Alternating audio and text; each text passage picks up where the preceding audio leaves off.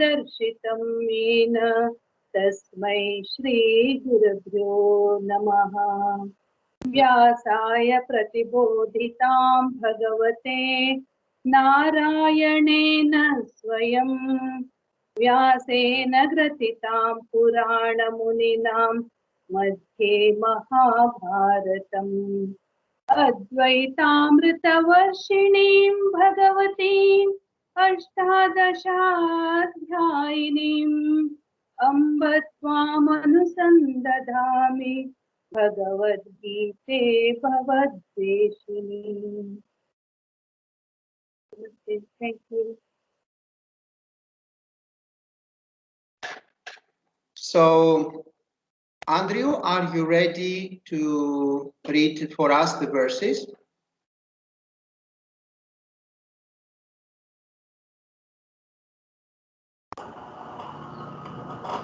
Can you hear me clearly? Yes, clear. Sri Bhagavan said, "You grieve for those who are not to be grieved for, yet you speak words of wisdom. The wise do not grieve for those who are gone and who are not yet gone." There was never a time I did not exist, neither you nor these kings, nor will any of us cease to exist in the future. Just as for the jiva, the indweller of this body, there is childhood, youth, and old age. Similar is the gaining of another body. With reference to that, a wise person does not come to grief. Kaunteya, Arjuna, the contacts of the sense organs with the sensory world that give rise to cold and heat, pleasure and pain, which have the nature of coming and going, are not constant. Endure them, Bharata, Arjuna.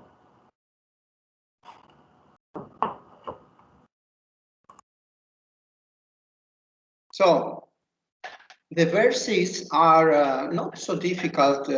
These particular verses, they are clear enough. But I would like to listen from you if you would like any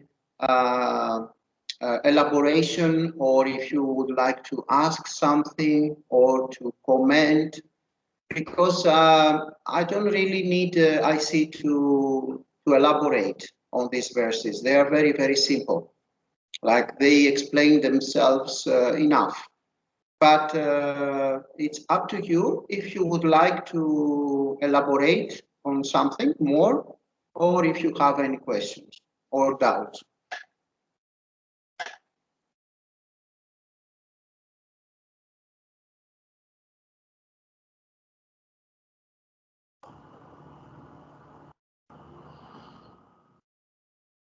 Yes, please. Yeah, and a question I asked you the other day, just to go clarify again, Sure. what exactly is the jiva? So, jiva is what we call in Sanatana Dharma the embodied consciousness. Embodied consciousness. So, since there is only consciousness, consciousness is the only reality, and modulations of consciousness are appearing as jivas or jivatma. Just like the ocean, which has these modulations in itself, which we call waves, are not anything else apart from the ocean itself, the same water. Exactly the same with the jiva. It's not anything else. It is not anything else than consciousness again. So, since there is not any anything else apart from consciousness, jiva is also consciousness, but it is only as a reflection of consciousness, as a modulation of consciousness, as an embodied consciousness. So jiva also sometimes we refer to it as a soul, as the soul, or jivatma. And we have the infinite Atman, sometimes in the scriptures, and then we have the jivatma, which is the embodied Atma. But ultimately, one has to realize that there is no such duality as a big, huge Atma, and then a small Atma or Jivatma, which is the soul. But this is not so easy. It needs a lot of study, a lot of sravanam, study and listening of the teachings under a competent guru. Then it needs a lot of mananam, a lot of solving of doubts and questions. And then it needs a lot of nididhyasanam, Vedantic meditation, in order to arrive in such a mature stage where we realize that there is only one consciousness. There is no such thing as jiva. But because we need a lot of times to express the teachings to different levels of spiritual capacity or spiritual competence, or different levels of apparent jivas, then we need such expressions. It's like you want to express something difficult to a small kid. You will try different terms, you will try different methods for pedagogical reasons in order to arrive in that state where the kid is able and well prepared to see something which is very difficult. So let's say this body-mind complex is a grihasta, a family person. And there are twins daughters. We have twins daughters, 7.5 years old. How to express, how to explain to our daughters that there is only one infinite consciousness and that there is only Brahman.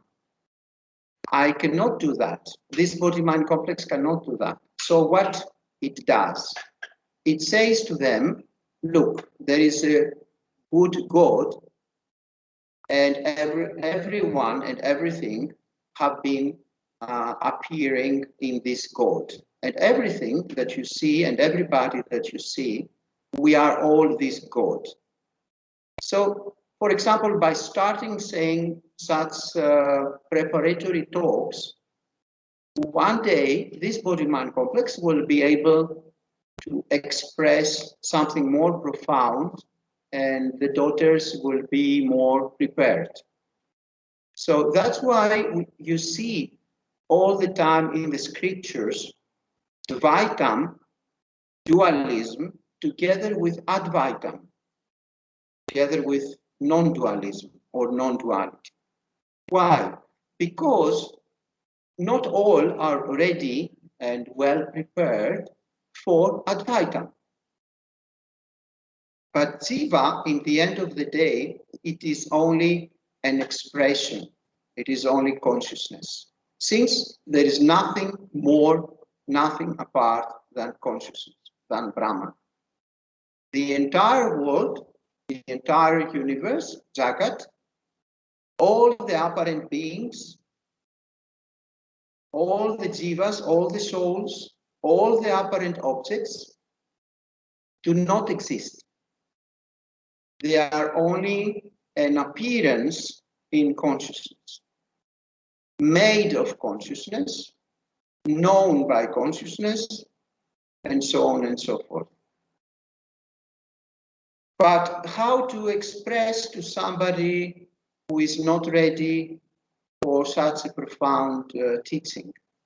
So first of all, it is better to prepare somebody who wishes to live a happy and peaceful life, a blissful life, and harmonious life, together with the universe and all the apparent beings, he or she needs, first of all, to learn some basic things, some fundamental things, such as how to live a moral life, a spiritual life, an ethical life, how his or her actions will give him or her a different effects, and he or she will be will face the consequences of his or her activity, and so on and so forth. So Bhagavad Gita is such a preparatory scripture. In Bhagavad Gita, you may see some verses, some slokas, where you can go in the beyond, you can go in transcendental wisdom. But most of Bhagavad Gita is for preparation, and it is meant to be for the masses, for all the people, and to serve as a manual for a peaceful and happy life. But please ask me if you want me to elaborate more.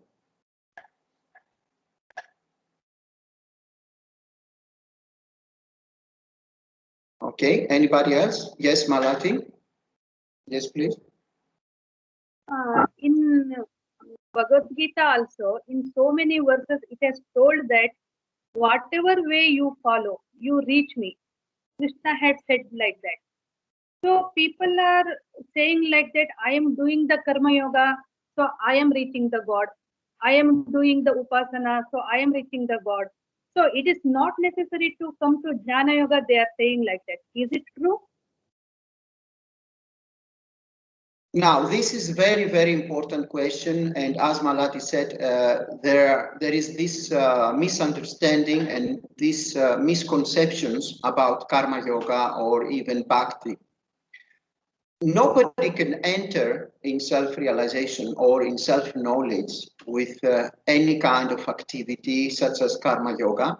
Nobody can have self-knowledge through upasanas, any kind of spiritual practices such as meditation, for the simple reason that self-knowledge and self-realization, it is something that you can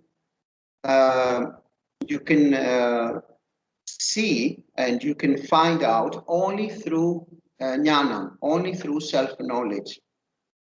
Just as I said in previous Satsanga,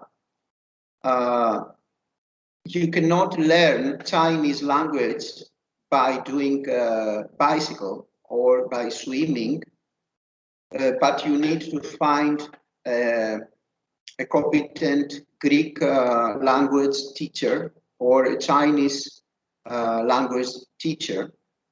The same, you cannot find out self-knowledge with any kind of spiritual practice or spiritual meditation or service to humanity, let's say, or any kind of bhakti, because all these things are for chitta suddhi, for purification of the mind, and for somebody to become prepared, well prepared for jnana yoga.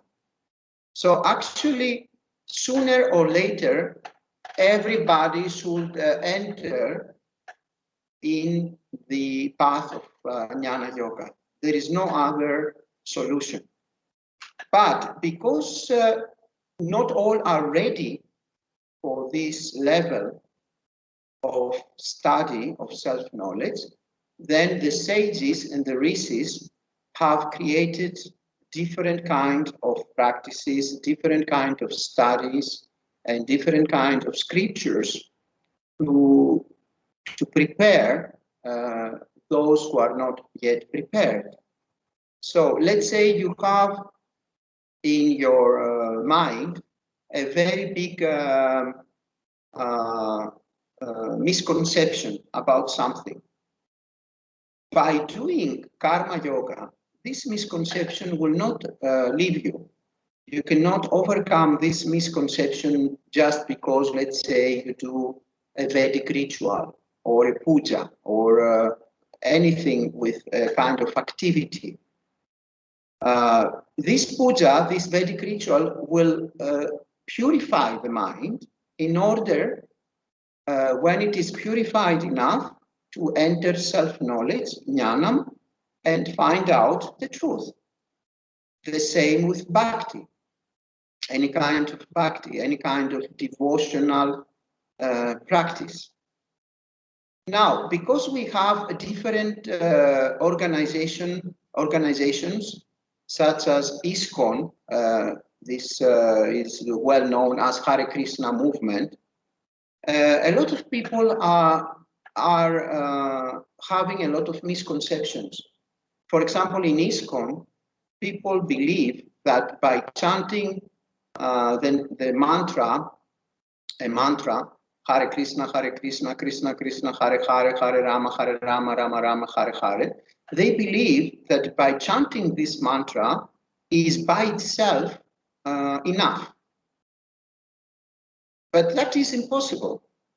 According at least to our tradition in Advaita Vedanta, we Advaitins, we believe that this is impossible. Because even through logic, if you take a parrot and you teach this parrot to say this mantra, does that mean that this parrot will enter self-knowledge, self-realization, moksha? The parrot can learn to chant this mantra. But can this parrot become self-realized, gain moksha? It is impossible. Also, any kind of seva to humanity, any kind of karma yoga to offer to humanity, also cannot help you to have self-knowledge, jnana. Yet, that doesn't mean that it is not a wonderful thing, a wonderful activity to do karma yoga for humanity. Of course it is. And also it will help you to gain beautiful karma, beautiful punyam, as we call it in Sanskritam, which you will enjoy in your next janmas, your next dream lifetimes. The same with upasanas, any kind of meditative practices, and the same with any kind of chanting that you may do or Vedic rituals that you perform. Everything is wonderful. Everything is helpful. Everything creates a beautiful background and a foundation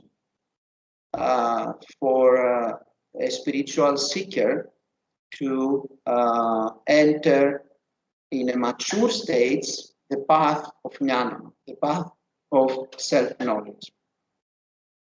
So you should not believe that if you chant a mantra or if you do a meditation or if you do any kind of karma yoga or seva, that this is enough for moksha, for self-realization. It is impossible.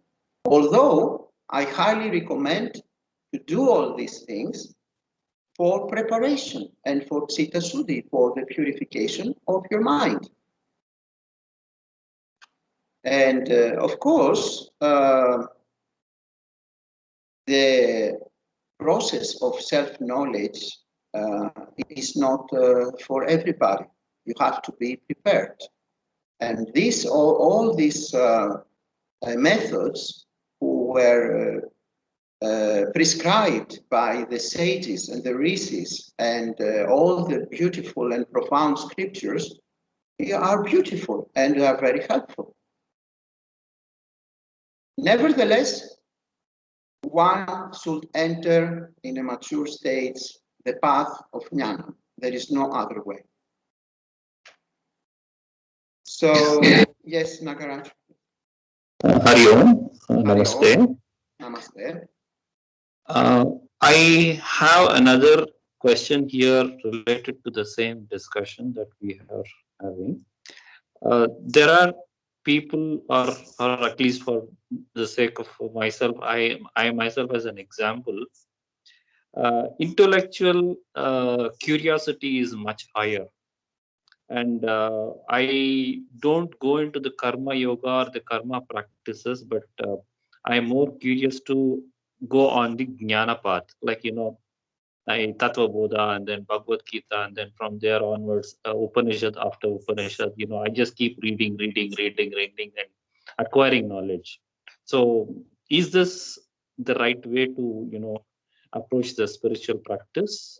Or should I also have a balanced approach of, trying to be part of, cultivating bhakti and karma as well? Because the more and more I get to read, learn, and understand the philosophy of Advaita Vedanta, the curiosity just keeps increasing in me. It's never ending. So I just want to keep on continuing this way. Is this okay? Yes, it is very, very easy to go on that trap of non-stop reading and reading and reading. This also is the other extreme, and this also is not enough. And that's why the sages and the rishis and all the real holy lineages, Guru Parampara, they prescribe also the Nididhyasana, Vedantic meditation, because it is different to learn something through the scripture as an information and as a mental understanding, and very much different to assimilate this wisdom in your heart of hearts. So you first study, let's say, Tattva Bodha or Viveka Chudamani or whatever, or Astavakra Gita, or for example, for this body-mind complex, the most profound teachings and the most beloved are in these three scriptures: Astavakra Gita, Ripu Gita, and Avadhuta Gita. But look, a lot of people, they can say these three scriptures loudly, and they learn how to pronunciate these slokas out loudly without the text. But that does not mean at all that to know the slokas, to know these verses, that you have also assimilated them. This is a completely different thing. In one case, you may acquire this information, this mental understanding, and in another case, we may have somebody who don't have this, let's say, mental repetition, who cannot do this mental repetition of the verses, but he may or she may very well have this truth in his or her heart. And I can give you an example here of the great sage Ramana Maharishi.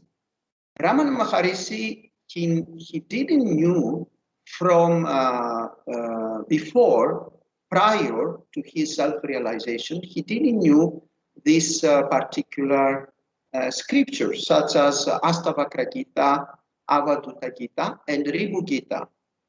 And actually, when other students asked him about these scriptures, which after he was recommending them non-stop as the best scriptures that somebody can find, he said that these teachings he have found them later on.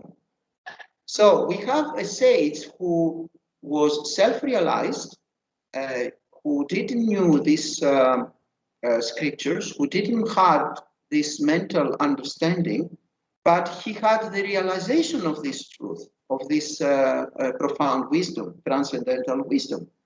And after, he had found this wisdom in these scriptures. And he was saying that what I had as my experience, I have found a well description on these scriptures. So it was the vice versa, the process. That's why it is not enough to acquire these verses on a mental understanding. It is not enough. And it can be also a trap where you enjoy the Manomaya Kosa enjoys all the time to study and to read and to acquire these scriptures, this knowledge, but it is a trap that never ends. That's why we need also the Vedantic meditation, nididhyasana, and also we need other things, such as the grace of the Guru Parampara and the grace of the Guru, which grace he had received himself from his Guru, and his Guru from his Guru, and so on and so forth. That goes back to Shiva himself, to the total consciousness. So also we need bhakti, we need devotion, we need upasanas, we need seva to humanity, we need karma yoga, because we create like this a wonderful balance in our lives. We open also our heart, because imagine somebody who is very well knowable and very well versed in the scriptures, but his heart is closed. He can be even evil. He can be also very proud that, look, I know all the scriptures, and nobody knows so many scriptures as myself. And he can be also very proud and very evil. That's why we have this prescription from the holy lineage that all these things are useful, such as bhakti and upasanas and karma yoga and the Vedic rituals and the spiritual lifestyle and moral lifestyle and ethical lifestyle. So all together, they are indispensable. The Guru also is indispensable. A lot of people are studying at home or watching videos in channels such as YouTube, and they believe that by enjoying a wonderful speech or a wonderful YouTube video from a guru, that is enough. That cannot be enough. It cannot be enough. It is impossible. So we have something like a recipe in Sanatana Dharma, and that recipe have all these factors. You cannot remove any of these factors. The Guru is indispensable, a Guru who is belonging in a holy tradition, a Guru Parampara. The scriptures are indispensable, Sastram study, the Upasanas are indispensable, Karma Yoga is indispensable, Seva is indispensable, service to humanity for Loka Sangraham, Sravanam is indispensable, Mananam is indispensable, Nididhyasanam, Vedantic meditation is indispensable, and so on and so forth.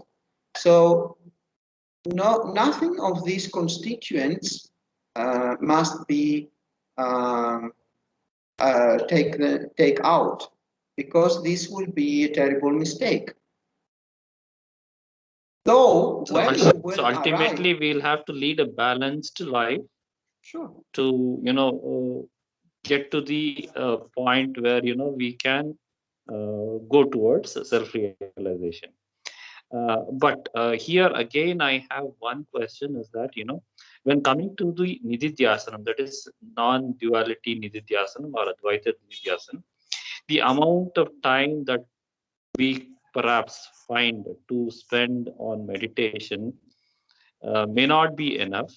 But then, when we step out of home, perhaps, when we go for a walk, when we look at the plants or the flowers or enjoy the nature, we have the gratitude because we have learned from the scriptures that it is Mother Nature which has actually given all this as a gift to this life. Okay. At the same time, as you were mentioning that Manava Seva, wherever possible, we are able to actually participate in this Manava Seva as well. So we have a balanced approach of life and understanding that the whole of Jivatma is a blessings from the God, and what we need to learn from this and how do we need to lead a moral life is something that we can practice as part of duality. But when coming to non-duality, it is only Nididhyasanam which actually takes us inward to the point of realization. So the problem is that we are not finding sufficient time to sit for a long hours of meditation. So is this something that we should overcome? Yes, there is no need to do Nididhyasana Vedantic meditation in your room with closed eyes. If you are very busy and your everyday lifestyle is too much overwhelmed and you cannot have enough time for a sitting meditation, you can apply other practices during your day. For example, I always try to help my sishyas by asking them to do a kind of question whenever they have any kind of experience. You may ask yourself, what is watching now this body-mind complex having that particular experience? And second question, can I localize that? So first question, what is aware of the current body-mind complex experience? And second question, can I localize this witnessing consciousness, Satschitananda? So no matter what you are doing as an activity during the day, if you will ask these two questions and try to find out the truth, that is very, very profound Nididhyasanam Vedantic meditation, which you don't need to close your eyes or you don't need to sit down for a sitting meditation. You can do it wherever you are, wherever is your work and whatever work you do. For example, if you are driving to go to your work, ask this moment as often as possible. Something now is aware that the body-mind complex Nagaraju is driving. What is this which is aware of this current experience? And second question, can I localize it? This moment, you will notice that what is aware as Satschitananda, witnessing consciousness, is your real nature, your real self, and not this body-mind complex.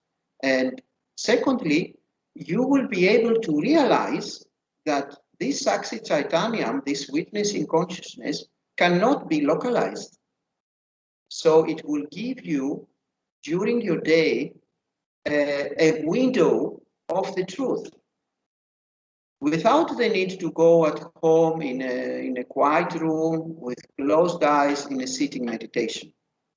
So there are many such practices that gradually I will offer to you to help you during your daily lives.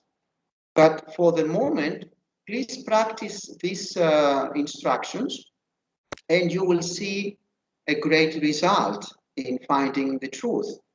So it is not something difficult. It may be difficult in the beginning, but gradually you will see that you will earn a lot of wisdom and a lot of understanding the truth through these two questions. They may look simple, but trust me, you will see a lot of wonderful results.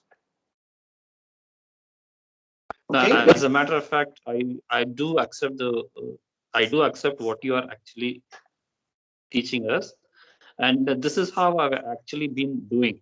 So as and when I'm doing some work, perhaps even while I am actually having my lunch or food, so there is a prayer being offered, because the food that has come from Mother Earth has to be respected, and these are some of the simple practices that I follow.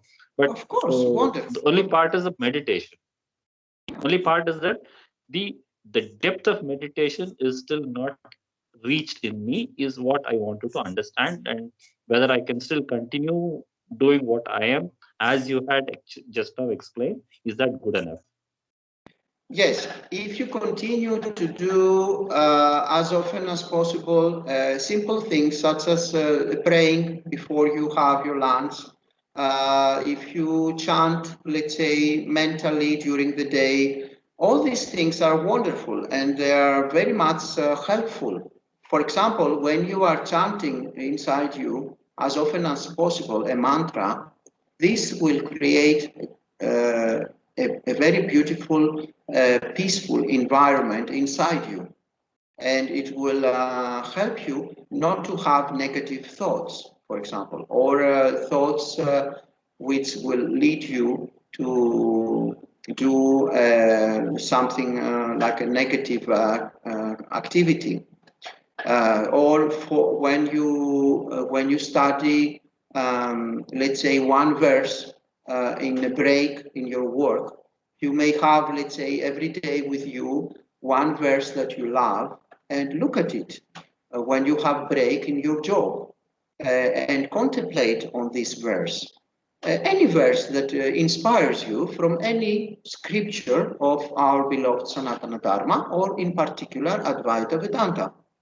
So have it in your pocket or in your wallet, one verse every day, and when you find an opportunity of some minutes, open your wallet or your pocket and study this verse and try to inspire yourself through that verse.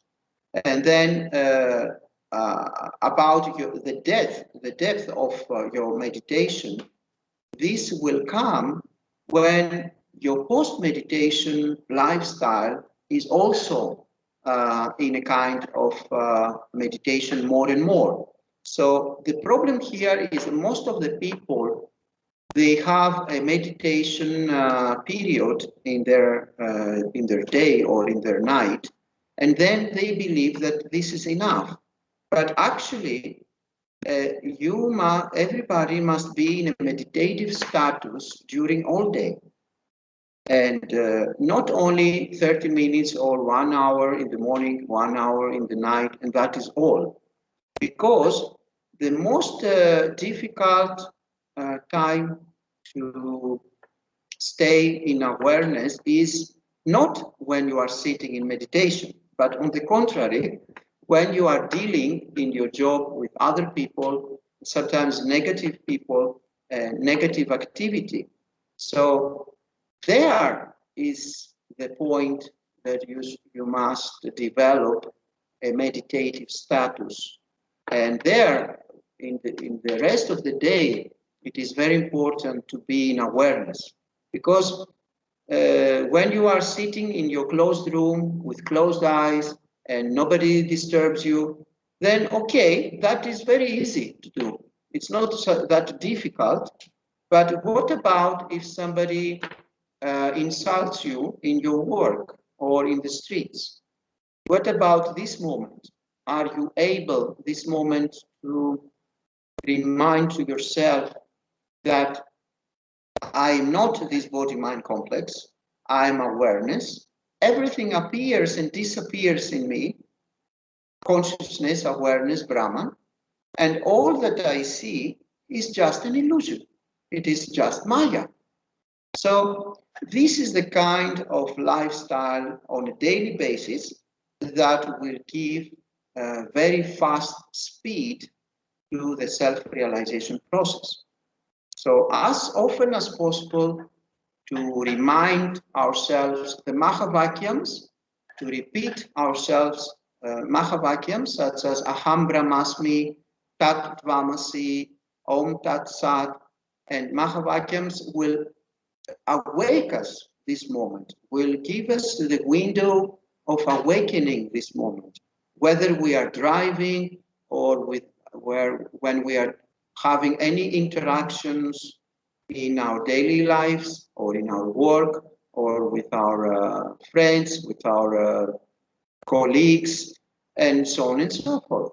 So spiritual lifestyle and moral lifestyle and a real mumuksu must use every second and not only the meditative period, the time for meditation in the home where he or she is alone with closed eyes. That is not enough.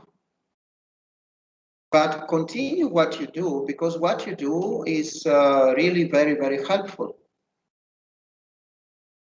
Thank you very much, and sorry for taking away the time, No, there is no deviating need. from the study of the Bhagavad Gita. So, No, there is no need as you have to. mentioned, this is exactly how I am living my lifestyle. So there is always a contradiction, and myself and Malati keep talking about this, that what is better in duality and what is better in non-duality. So yeah, as we proceed, I think there's a lot more clarity that will come in. Hari Om, thank you very much. Yes, thank you very much. And please feel free to ask questions and take as much time as you need, each and every one of you, because I've said many times that I don't like monologues, and real satsang is not a monologue. It consists of questions and answers. So nobody should feel that he or she is taking time from our satsanga. On the contrary, every question and every doubt and every need of solving a question or doubt is very, very welcome. And we use this scripture of Bhagavad Gita as a foundation for developing real satsanga, which is a dialogue, only a dialogue, not a monologue. And we use the verses, the slokas of Bhagavad Gita only as a triggering for questions and doubts. So don't feel, Nagaraj, also don't feel that you take time. You can take as much time as you need, each and every one of you. So everybody is most welcome and to take as much time as they need. Yes, Malati? Now I'm considering myself as an advising. Still, I may not have all the qualifications to become a mumukshu or to become a jnani. So, how should I increase my qualification to become a jnani? Please give some golden steps. Yes, a real mumukshu. What means mumukshu in Sanskritam? Means the one who is searching for self-realization, moksha. And Malati asks how I can increase the qualifications, my qualifications to be a better mumukshu.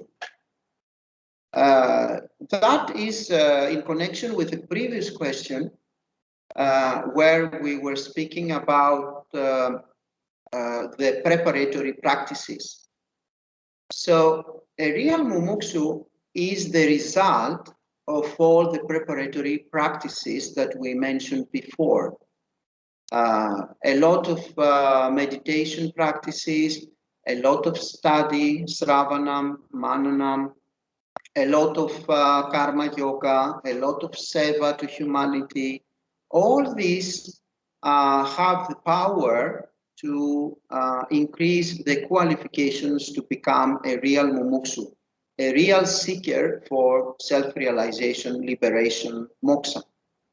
So if you want to increase these qualifications, you don't have anything else to do than to do more and more the prescriptions of the sages and the rishis and our divine scriptures, which is meditate as often as possible, study as often as possible, doing sravanam under a competent guru as often as possible, doing mananam as often as possible with the guru, doing nididhyasanam, Vedantic meditation as often as possible, live a life of a real spiritual seeker, not only when you are with fellow seekers where you want to show up that you are a good one, but also when you are alone.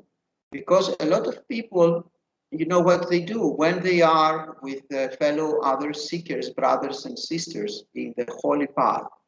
They do their best to show up. They do their best to show to others that they are disciplined, they are competent, they are peaceful.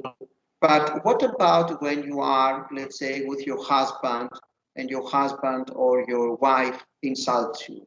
This moment, do you remember that my husband or my wife is me, myself, the same consciousness, the same self? So what is more powerful than to apply the teachings, and especially the Mahavakyams, the great statements such as Aham Brahmasmi, I am Brahman consciousness awareness, with your relatives, with your beloved friends, with your colleagues in the job. When somebody insults you, how you react to him or her? Do you react as a mumuksu, as a spiritual seeker for self-realization moksha, or do you react as a worldly person? So all these are questions that anybody should ask inside his heart, his or her heart. How do I respond to my kid when my kid don't do quickly what I'm requesting from it? How much himsa I produce every day? You know, himsa, violence. How much violence I have in my life? How much violence I offer to my children or to my husband or to my wife or to my friends or to my colleagues? So the ethical and moral lifestyle, a life which is not based on worldly things and worldly pursuits, is the best preparation and the best way to increase in the highest level the qualifications of a real mumuksu. It is our own life, the way how we behave, the way how we act towards the apparent others and towards also to our own selves.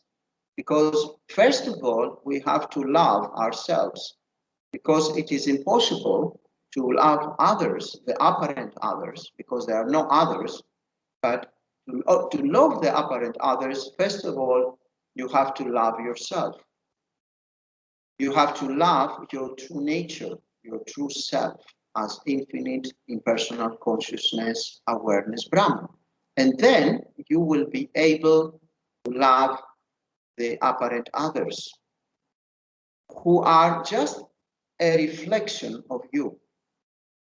Everybody is just a reflection in the mirror of consciousness, which is your true infinite self. It's like you go to the mirror and you want to be happy and in love, and instead of speaking to your face in the mirror with sweet and loving words, you speak with hateful words or with bad words. How will you feel? Try it. And you will see how you will feel. Go to the mirror and say to yourself, I love you. I know your weak things. I know this body-mind complex have to improve some things. I know the good things, the strength. I know the bad things that I should improve. But I love you. And because I love you, I feel well. And when I feel well, I will act accordingly to the apparent others. You know, they were going many times to Ramana Maharishi and they were asking him how we can improve the society, how we can improve others, what we can do. And Ramana Maharishi used to say, there are no others. This was his constant answer because simply there is only one consciousness. There is no you as a body-mind complex, and there are no other body-mind complexes except as an illusion, as an apparition. So the more you offer to yourself love and beautiful activity and responses, the more you will feel wonderful, happy, peaceful, blissful. The more your day will become a blessing. The more you offer hate and bad activity and insulting to the apparent others, the more awful you will feel. Just simply because there is only one self. And whatever you do to the apparent others, you do it to yourself. Whatever you offer to yourself. Whatever you say to yourself. So it is the best way to increase to the maximum level the qualifications of you to become the best mumukshu. So apparently, the longer we purify our divine lifestyle, the mumukshutvam would automatically come to you by itself. Yes. This is exactly what I feel. Yeah, really. It is indeed like that. Anybody else? Anybody apparent else? As a matter of fact, I can still recall one of the satsangs I heard from our Pujya Guru Paramatmananda, that how well we actually utilize our karmendriyas. So out of which the Vag Indriya is the most important aspect, is also that something that he told us. And he said that, how purified is your speech, what you communicate with others, and with what love you communicate with others also matters a lot. And purify your, Vag Indriya in such a way that, whatever that comes out is far sweeter than it can hurt anybody else. So this is something that I remembered suddenly from that particular satsang, and I'm sharing it out to you. Indeed, very well. It is exactly like that. Anybody else?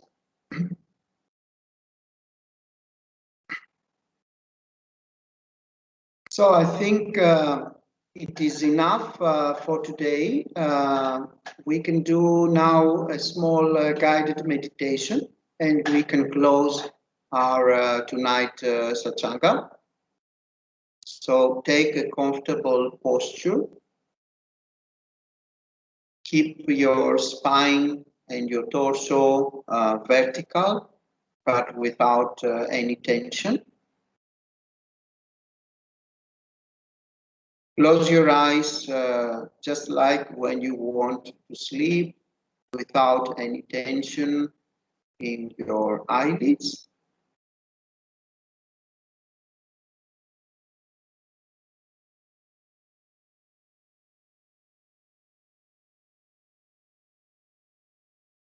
You can use a familiar mudra in your palms.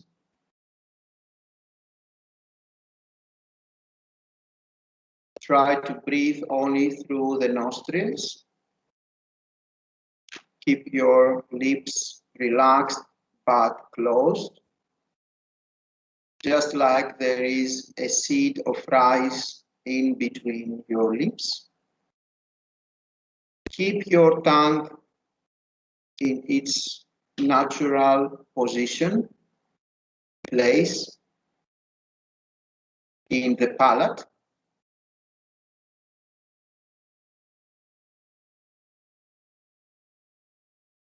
Relax your shoulders. You can do small movements with your shoulders to be sure that your shoulders are completely relaxed.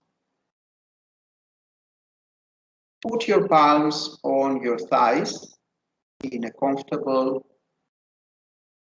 place.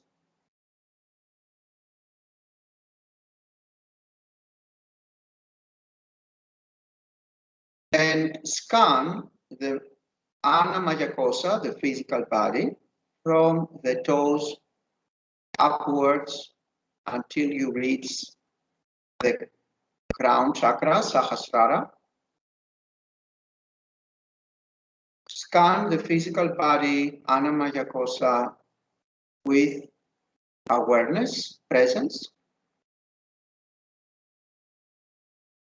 And when you find a place or a part of the physical body where there is tension, you may visualize there a beautiful liquid white light relaxing this particular place.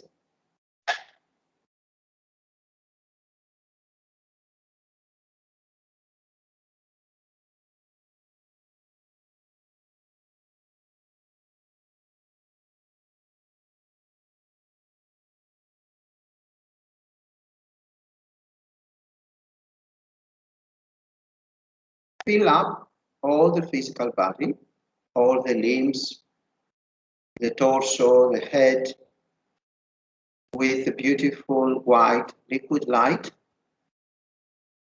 and relax it completely.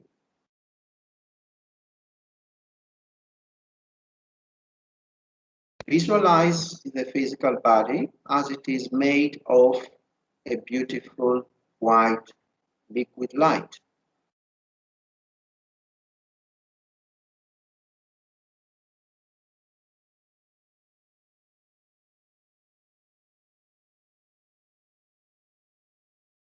Feel like this beautiful liquid white light, which is made your physical body,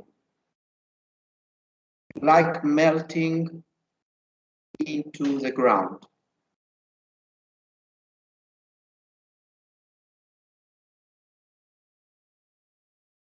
Melting the physical body into the ground,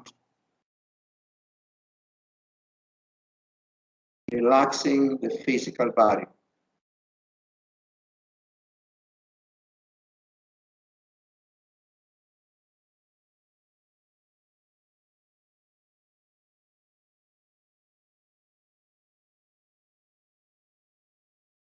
Now stop focusing in the physical body and start focusing in the breathing. Become aware of the inhalation and exhalation, just like each and every breath, like it is your first time in your life that you are breathing. And you have curiosity to check how it is to breathe.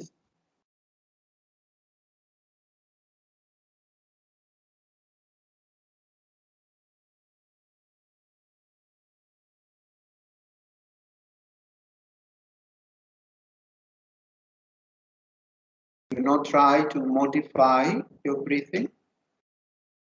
Just keep it simple and just be aware of the breathing.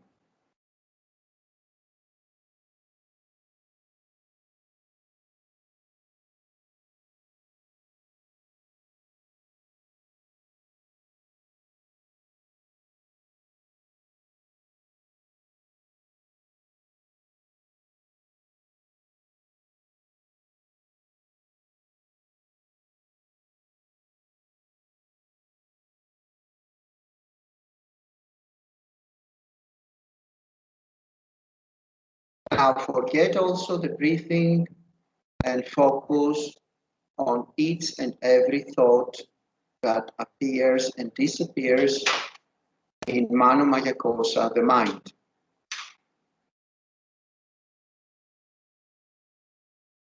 Let each thought to appear and disappear without trying to fight with this thought, but let it disappear, dissolve, or self-liberate itself without you trying anything.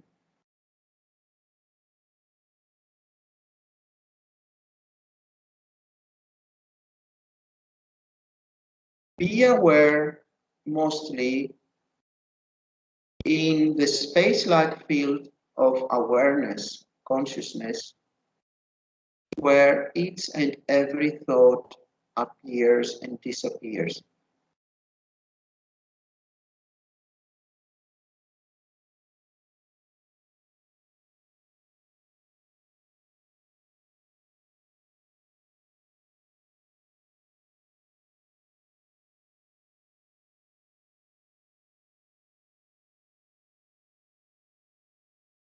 Your mentality should be like you allow clouds to pass by in the sky.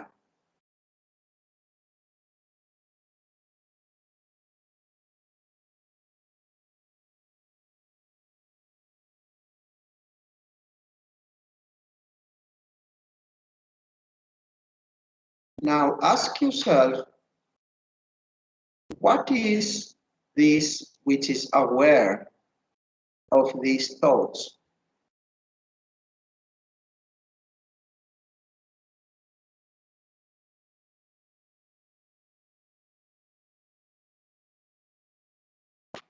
If there is a spontaneous answer, it is me, myself, then ask yourself, and what is this that I call myself?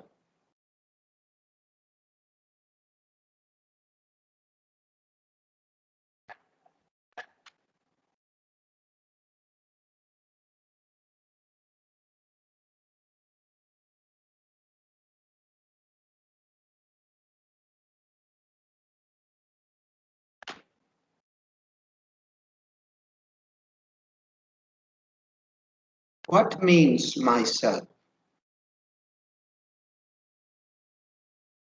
Can I find this self?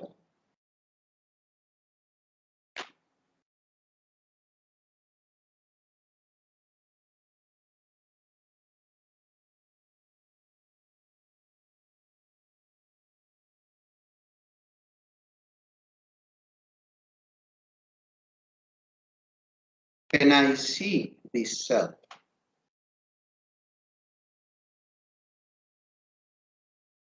Can I smell this self? Can I hear this self? Can I touch this self?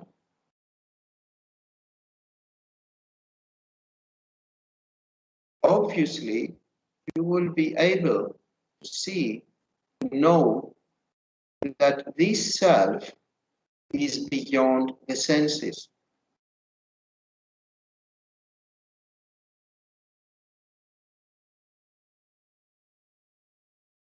The self is the seer. The self is yourself. The self is attributeless.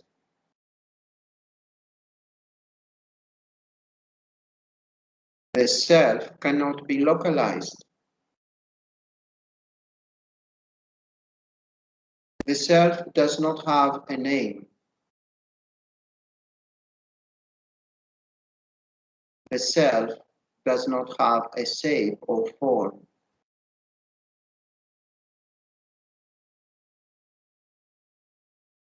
The self never born.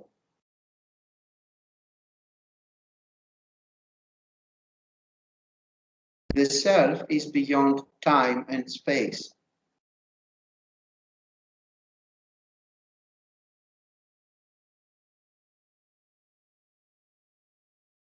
Aham Brahmasmi. I am Brahman. Brahman I am. I am consciousness, awareness.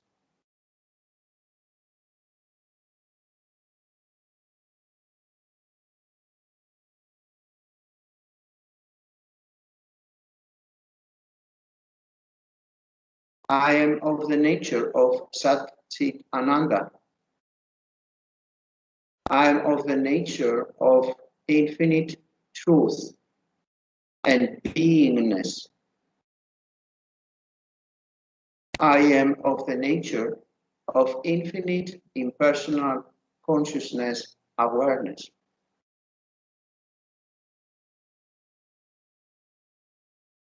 I am of the nature of infinite peace, bliss, and happiness.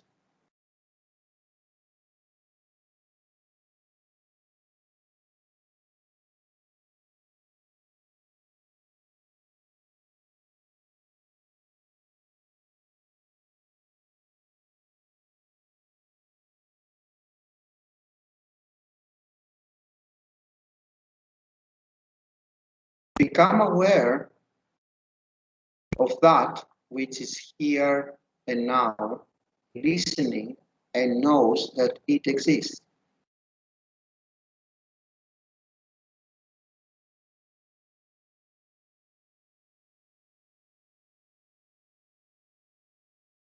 Awareness being aware of itself.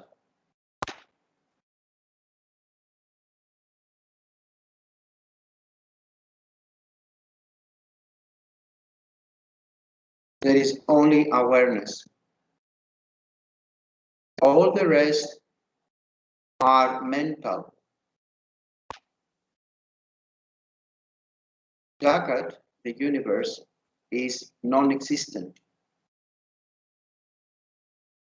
It is only an appearance, a magical show, a dream lasting 3 to 5 days.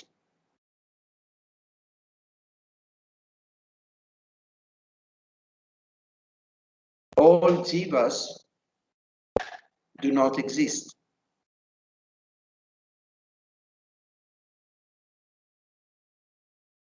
They are only an appearance.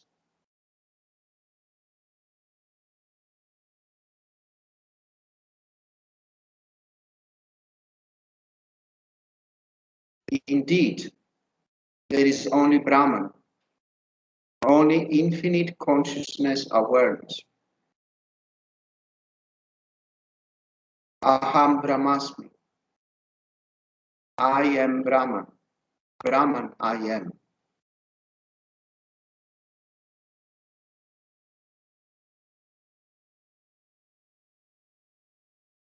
Everything appears and disappears in me.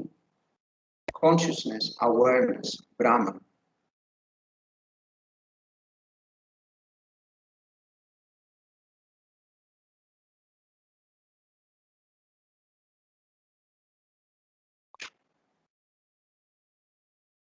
And very, very slowly start moving the physical body, but very consciously. Keep your eyes closed.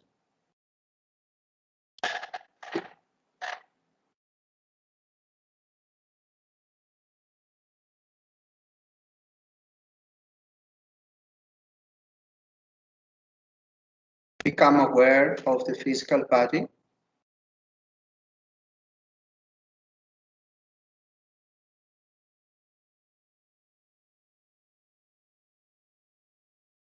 Open your eyes, but stay now unmovable for 1 minute and become aware of that which is looking through your eyes. Try to identify yourself as infinite awareness.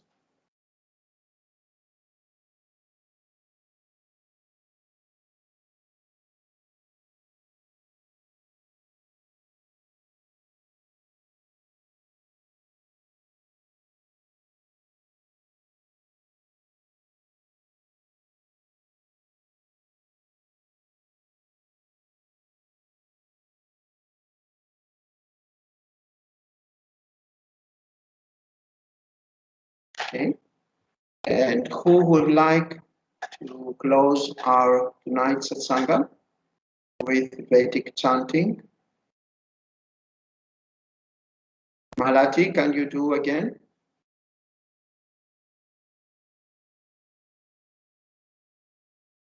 Bhagavad आप करोगे? ॐ पूर्णमदः पूर्णमिदं पूर्णात् पूर्णमुदच्यते पूर्णस्य पूर्णमादाय पूर्णमेवावशिष्यते ॐ शान्ति शान्ति शान्तिः हरि ओम श्री गुरुभ्यो नमः हरि ओम